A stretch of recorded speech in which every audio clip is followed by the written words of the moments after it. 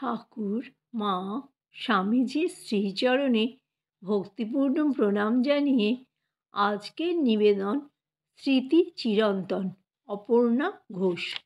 পরম পূজনীয় গুরু মহারাজের চরণে প্রণাম জানিয়ে তার অনুমতি নিয়ে লিখতে শুরু করছি।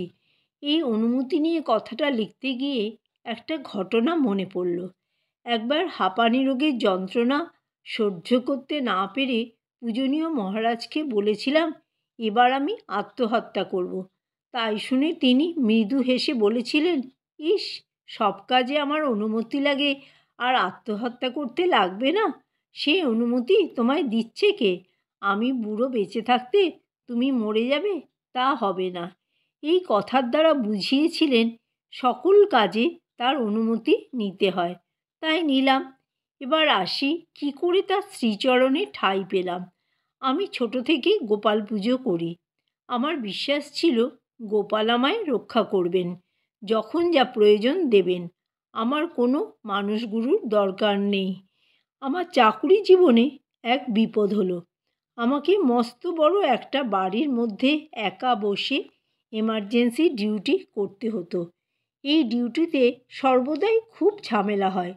খুব ভয় করত। কী করি, মহা বিপদ। এদিকে আমার এক সহকর্মী দীক্ষা নেবার পর থেকে নানা অলৌকিক কাণ্ড ঘটছিল। ওকে একদিন বললাম, আচ্ছা বলো দেখি, যাতে এবার ডিউটির দিনে একটাও রোগী না আসে, তাহলে দীক্ষা নেব। সত্যিই একটাও রোগী এলো না। আমি তখন পাগল হয়ে গেলাম দীক্ষা নেবার জন্য। বন্ধু বকুলকে বললাম, আমাদের এমন একজন গুরু খুঁজতে হবে যিনি হবেন সন্ন্যাসী, আর কোনো নিয়মের গণ্ডি থাকবে না, যাতে বাইরের লোকে বুঝতে পারে। ওমা, সঙ্গে সঙ্গে সেই রকম যোগাযোগ হলো। এক বন্ধুর মা বই দিলেন পড়তে। বকুলের এক সহকর্মীর আত্মীয়া বেলুড় মঠে নিয়ে গেলেন, কিন্তু পূজনীয় প্রভু মহারাজ 3 মাসের জন্য বিদেশ গিয়েছেন। আমার অপেক্ষা করবার মতো মনের অবস্থা ছিল না। পূজনীয় হরিপদ মহারাজ আমাদের পাঠালেন যোগদানে। প্রথমে রাজি হইনি, উনি অনেক বুঝিয়ে রাজি করালেন। আমরা গেলাম, পূজনীয় মহারাজকে প্রণাম করলাম। কি বলবো তা আমি আর বকুল অনেক রিহার্সাল দিয়েও সামনে গিয়ে বলতে পারলাম না। অপর এক বন্ধু বুদ্ধি করে বলল, আমরা আপনার কৃপা প্রার্থী। উনি প্রাণ ভরা হাসি হেসে বললেন, বেশ তো, বই পড়া শেষ করে এসো, হয়ে যাবে। আসার সময় প্রণাম করতেই বললেন, আবার এসো। এই কথাটি যে কত ভয়ঙ্কর তা হাড়ে হাড়ে টের পেলাম বাড়ি ফিরে। মনের মধ্যে এক অদ্ভুত টান অনুভব করতে লাগলাম। কেবলই মনে হয় কখন যাব। তাকে না দেখে প্রাণ বেরিয়ে যাবার জোগাড় হতে লাগলো। একদিন পরেই গেলাম, তারপর প্রায় রোজই। একদিন বললেন, কী গো, পড়া হয়েছে? সাহস করে আমরা হ্যাঁ বলতে পারি না। হেসে বললেন, একবার বলে ফেলো না পড়া হয়েছে, আমি পড়া ধরব না। এই করে 5 মাস চলে গেল। তারপর 1977 সালের 8ই মার্চ আমরা তার শ্রীচরণে আশ্রয় পেলাম।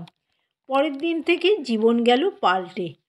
সেই দিন থেকে 1998 সালের 10ই আগস্ট বেলা 2:28 পর্যন্ত তার সান্নিধ্য পেয়েছি। কেবল পূজনীয় মহারাজ বাইরে থাকলে অথবা আমি অসুস্থ হয়ে পড়লে সাময়িকভাবে তার দর্শনে বিরতি হয়েছে, আর কখনো হয়েছে তার উপর অভিমান করে। একবার শ্রী শ্রী ঠাকুরের জন্মতিথিতে তার দর্শনে গেলাম না। রাগ করে সারাদিন দক্ষিণেশ্বরে বসে কেঁদে কেঁদে দিন কাটালাম। মনে মনে বললাম, তোমার তো অনেক ছেলে মেয়ে, আমার মতো একটা না গেলেও তুমি খেয়াল করবে না। পরের দিন গেলাম। যাওয়া মাত্র বললেন, তুমি কাল আসোনি। আমি চুপ করে রইলাম। 10,000-এর মতো লোক হয়েছিল। তার মধ্যে মনে করে রাখা কোনো সাধারণ মানুষের পক্ষে আদৌ সম্ভব নয়। আর অসুস্থতা, তার হাত থেকে বাঁচাবার জন্য কী চেষ্টাই না করেছিলেন। 1980 সালের 20শে জানুয়ারি উনি বললেন, তুমি এবারে শুশুনিয়া পাহাড়ে যেও না, তোমার শরীর ভালো নয়। আমি খুব রেগে গেলাম। আমার কোনো রোগই নেই, যাব না কেন? এই বলে যত রকমের ডাক্তারি পরীক্ষা হাসপাতালে হয় সব করে রিপোর্ট নিয়ে গিয়ে বললাম আমার কোনো রোগ নেই। তখনও বললেন না গেলে ভালো হতো, যদি নিতান্তই যাও তবে সব গরম জামা নিয়ে যাবে, যা যা বরফে যেতে লাগে সব নেবে। আমি বললাম লোকে হাসবে। উনি বললেন তাও নেবে, ঠান্ডা যাতে না লাগে। অর্থাৎ আমার কি রোগ হবে সেটা উনি বুঝতে পেরেছিলেন। 28শে জানুয়ারি ফিরলাম ডবল নিউমোনিয়া নিয়ে। চিরকালের মতো পঙ্গু হয়ে গেলাম। ধরল দুরারোগ্য হাঁপানি রোগ। এর থেকেই বোঝা যায় তিনি সবার ভূত বর্তমান ভবিষ্যৎ দেখতে পেতেন ও আমাদের বাঁচাবার কত চেষ্টাই না করতেন। মহারাজ এমনভাবে স্নেহের বাঁধনে বেঁধেছিলেন যে কখনো সূর্য উঠত আর অস্ত যেত বুঝতে পারতাম না। সবসময় চেষ্টা করতাম তার কাছে যাবার। মা বিছানায় পড়ে কত কাকুতি মিনতি করতেন চাকুরি থেকে এসে আর না বের হতে। সকালে চাকরি আর বিকালে তার কাছে নিত্য যাওয়া। তার টানের কাছে মায়ের কান্না তুচ্ছ হয়ে যেত। একদিন মনে হলো আজ তার কাছ থেকে পালিয়ে পুরনো বন্ধুদের সঙ্গে গল্প করব। মহারাজকে বললাম আমি আজ বিকালে আসবো না, আমার ডিউটি আছে। উনি হেসে বললেন ডিউটি তো সকালে, বিকালে কি করবে? বিকালে এখানে আসবে। ভেস্তে গেল আমার পরিকল্পনা। মুখ কাচুমাচু করে বিকালে এসে হাজির হলাম তার কাছে। সব দিকে স্নেহের শাসন ছিল তার। কাপড় পাতলা হলে বলতেন এই কাপড় কেউ পরে বলে মুখ গম্ভীর করে থাকতেন। বেশি ভালো হলেও তাই। কাপড় মাঝারি ধরনের অথচ পরিষ্কার হলে খুশি হতেন। আমার ঠান্ডায় অ্যালার্জি, তাই মোটা কম্বলের চাদর ব্যবহার করতাম। প্রায় 3 সপ্তাহ পরে একদিন অন্য একটা গরম চাদর পরে গেলাম। মহারাজ দেখে বললেন বাবা এতদিনে তুমি চাদর পরিবর্তন করলে? একদিন আমি আর বকুল আমাদের এক গুরুবনের ছেলের বিয়েতে যাব। বিকালে প্রণাম করে তাকে বললাম আমরা উষা বৌদির বাড়িতে যাচ্ছি। আস্তে করে বললাম যাতে কেউ শুনতে না পায়। ওমা, উনি হাটে হাঁড়ি ভেঙে জোরে জোরে বলে উঠলেন ও তাই বলি তোমরা আজ এত ভালো কাপড় পরে কেন এসেছো? তোমরা তো এত ভালো কাপড় পরো না। তোমরা নেমন্তন্নে যাবে? বেশ বেশ যাও। নিজের পছন্দ অপছন্দ কখনো প্রকাশ করতেন না। বুঝে নিতে হতো, তবে তা সহজ ছিল না। একবার আমার যাবার কথা কুম্ভ মেলায়। সব আয়োজনের শেষে যে দলের সাথে যাচ্ছিলাম তাদের পরিচালনা আমার ভালো লাগলো না, তাই যাব না ঠিক করলাম। তার বদলে শুশুনিয়া পাহাড়ে যাব মনস্থ করে মহারাজের অনুমতি চাইলাম। বললেন আমি বলবো না, তুমি ভেবে দেখো। আমি বেশ কয়েকদিন ধরে অনেকবার করে অনুমতি চাইতেই থাকলাম। মহারাজ তার ওই উত্তরটাই একদিন এমন জোর করে বলে উঠলেন যে পূজনীয় গণেশ মহারাজ তার ঘর থেকে বেরিয়ে এলেন আর আমি ছুটে পালালাম। পরে বড় সুজাতাদির সাথে কুম্ভমেলায় গেলাম। যে অপার্থিব আনন্দ পেলাম তা আজও মনে আছে। ভালোয় ভালোয় ফিরে বেলুড়ে গিয়ে তার সামনে দাঁড়িয়েছি।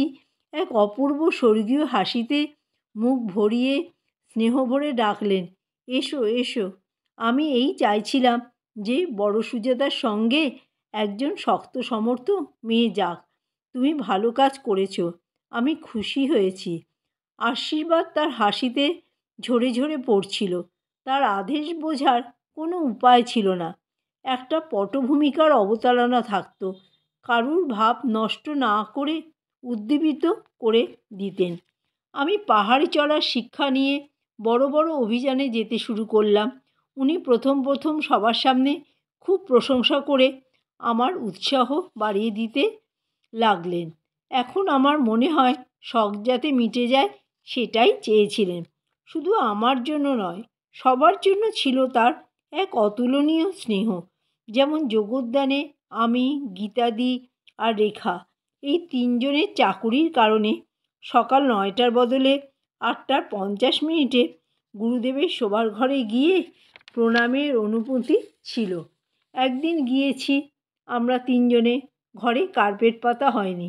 আমরা মাটিতে বসে পড়েছি। উনি ব্যস্ত হয়ে সেবক মহারাজকে ডাকতে লাগলেন, শিগগির কার্পেট পেতে দাও। রেখা বলল, থাক না মহারাজ, এ ঘরের মেঝেতে আপনার চরণধুলি আছে, সে ধুলি আমাদের কাছে স্বর্গের পারিজাত তুল্য। মহারাজ বললেন, তোমরা যে আমার সোনার মেয়ে, তোমাদের গায়ে ধুলো লাগলে আমার প্রাণে ব্যথা লাগে। আমি শাস্ত্র পড়িনি, শুধু শুনেছি। তাতে কোনো গুরু তার সন্তানকে এমনভাবে ভালোবাসতে পারেন এমন কথা আজ অবধি শুনিনি।